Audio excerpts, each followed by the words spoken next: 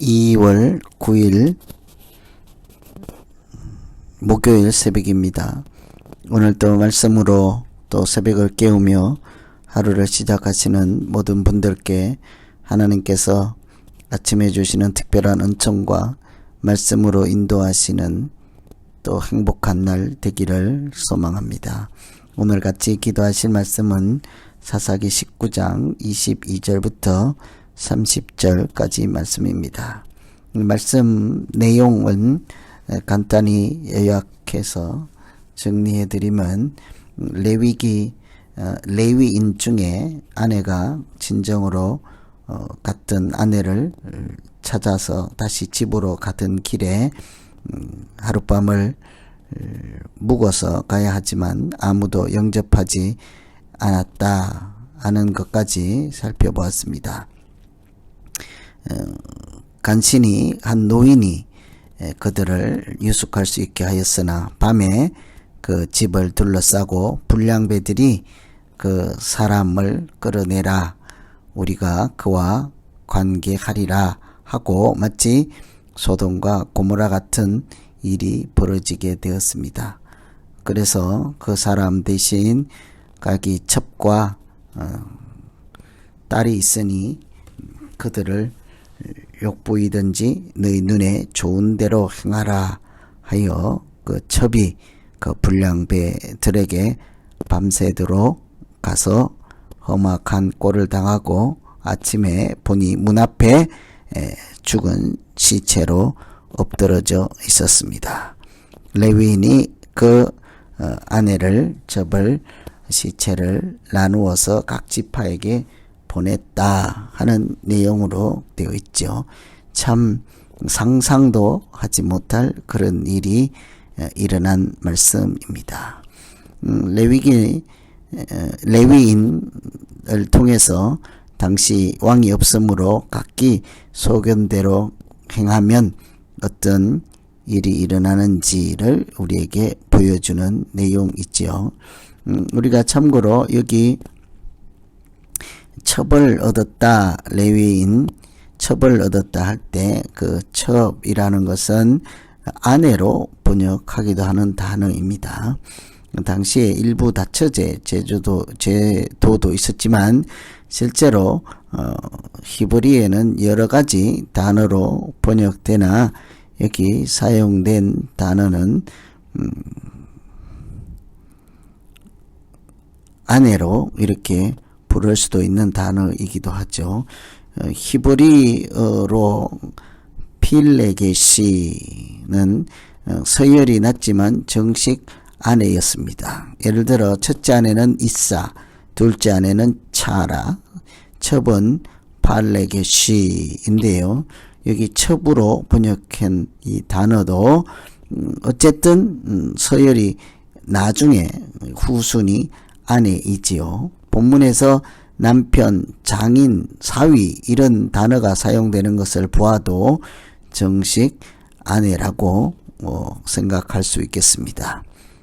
이 첩이라고 번역하든 아내라고 번역하든 행음하였다 또는 어떤 불화 때문인지 진정으로 가 있다가 남편이 그 아내를 찾아서 집으로 돌아가는 과정 가운데 험악한 참 있을 수 없는 그런 일을 당하였습니다. 이런 내용을 보면서 첫 번째 우리가 생각하는 것은 자기 소견대로 행하는 사람들이었다 하는 말씀입니다. 레위인 나그네를 영접한 노인의 집을 둘러싸고 불량배들이 그 주인을 위협하였습니다. 마치 소돔과 고모라가 멸망당할 때와 똑같은 일이 벌어지게 된 것이죠. 불량배들이 나그네인 레위인과 관계를 하겠다. 요즘으로 말하면 동성연애를 하겠다 하고 그 남자를 끌어내라고 한 것이죠.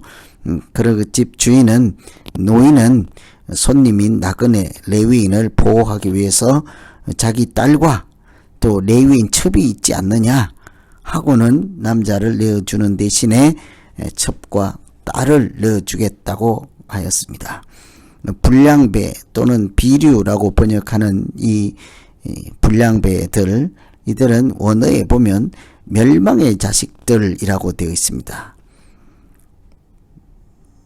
멸망의 자식들, 마치 사탄을 우리가 벨리알이라고 부르는 것처럼 벨리알이라고 되어 있어서 벨리알의 아들들이다 이렇게 되어 있어요. 그래서 멸망의 자식들, 사탄의 자식들이라고 되어 있습니다. 그런데 이 불량배들이 마치 소돔과 고모라처럼 동성연애를 하는 아주 사탄의 자식들과 같은 그런 악행을 하기 위해서 위협을 하고, 레위인도 사실은 다를 바가 없었습니다. 첩을 아내라 부르고 장인 이렇게 부르는 사람이었다면 그 밤에 자기 사실은 첩이든지 아내든지 그 여성을 보호하고 지키기 위해서 비류들에게, 그 불량배들에게 자기 목숨을 내어줄지라도 가족을 지키려고 노력은 해야 하지 않겠습니까? 나그네인 남자와 관계를 하겠다고 하는 비류들이나 자기 딸과 나그네 첩을 내어주겠다고 하며 자기들 목숨과 명예를 지키려고 하는 노인도 또한 마찬가지인 것입니다. 행악을 하는 불량배들만 나쁜 것이 아니라 그 사건에 등장하는 레위인, 또 그 집에 나그네를 영접해 주었던 노인, 한결같이 자기 소견대로 옳다 하는 것만 하는데 제3자가 볼 때는 모두 다 꽝이 없어서 소견대로 행하는 악한 사람들 중에 다른 모습들로 나타나는 결과라고 할 수 있겠습니다. 누구 하나라도 하나님의 말씀을 따라 살고 하나님을 경외하는 사람이 있다면 상황은 달라지지 않았을까 하는 아쉬움이 있는 말씀이죠. 그래서 오늘 기도할 것은 무엇이 하나님의 뜻인지 분별하며 하나님을 경외하는 마음으로 살게 해 주십시오. 이렇게 기도할 수 있겠습니다. 여러분은 누가 더 나쁘다고 생각이 됩니까? 불량배들, 내 딸과 이 첩을 내어줄 테니 라고 하는 노인과 그들이 당하고 목숨을 잃을 때까지 잠만 자고 아무 저항도 하지 않은 그 레위인, 전부 자기 소견에 옳은 대로 하는 사람들로 보이지 않습니까? 두 번째 우리가 오늘 살펴볼 것은 악으로 악을 갚으려고 하는 레위인 모습입니다. 레위인이 첩을 불량배들에게 내어주었죠. 25절에 보면 그 사람이 자기 첩을 붙잡아 그들에게 밖으로 끌어내매, 자기를 남자를 달라고 하는 그 불량배들에게 자기 첩을 붙잡아서 밖으로 끌어낸다. 글쎄요, 사람이 할 수 있는 일일까 싶기도 합니다. 처음부터 레위인은 첩을 그들 손에 넘겨준 사람이었습니다. 자기 목숨을 지키려고 했을까요? 자기 명예를 지키려고 했을까요? 어떻게 첩이든지 또 다른 아내든지 어쨌든 자기와 관계된 사람을 불량배들에게 손에 넘겨줄 수가 있을까? 그러면서도 어떻게 해서든지 구하려고 하는 그런 모습은 전혀 나오지도 않습니다. 그저 아침 일찍 출발하려고 하였다는 표현이 등장하죠. 27절, 주인이 일찍 일어나 떠나고자 하였다. 동이 틀무렵에 집 앞에 도착한 여인은 문을 열지도 못하고 그 자리에서 죽음을 맞이한 채로 엎드러져 있었습니다. 어떻게 자기 문 밖에 죽음이 되어서 도착했던 여인이 와 있음에도 그 밤에 문을 열어보지도 않았고 인기척도 듣지도 못하였고 무엇을 했단 말일까 싶지 않습니까? 그렇게 무정하고 무책임해 보이는 밤을 지내고 이제 와서 원수를 갚겠다고 시체를 12조각으로 쪼개어서 12지파에게 보내는 것은 또 무슨 심정일까요?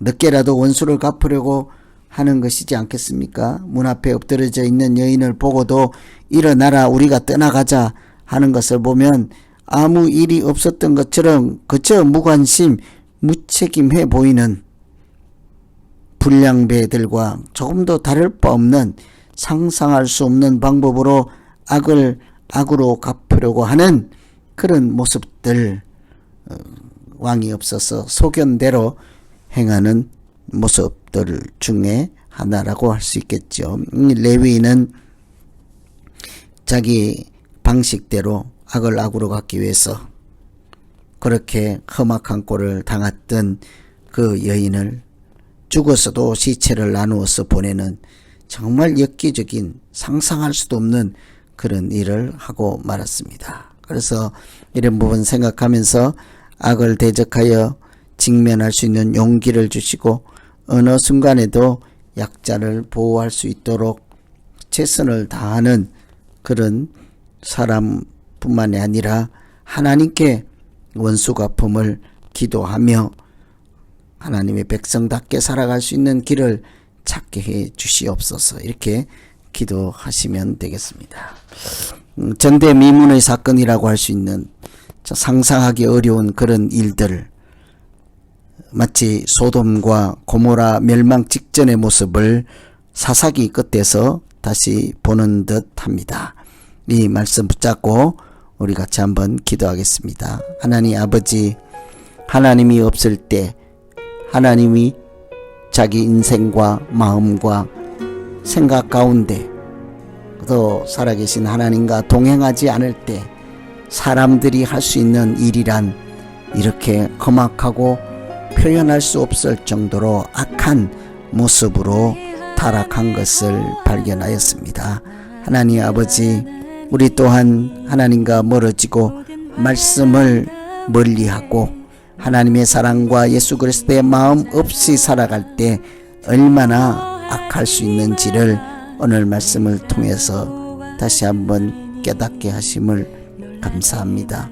주님, 불량배들이 남색을 하기 위해서 그렇게 멸망의 자식들로 등장하는 것 같지만 우리 또한 여러 모양으로 마치 사탄의 종노릇하며 상상할 수 없는 악을 행하며 하나님을 경외하는 사람답지 않게 살아가는 일이 없도록 우리의 생각과 믿음을 지켜 주시옵소서. 예수님 이름으로 기도하옵나이다. 아멘.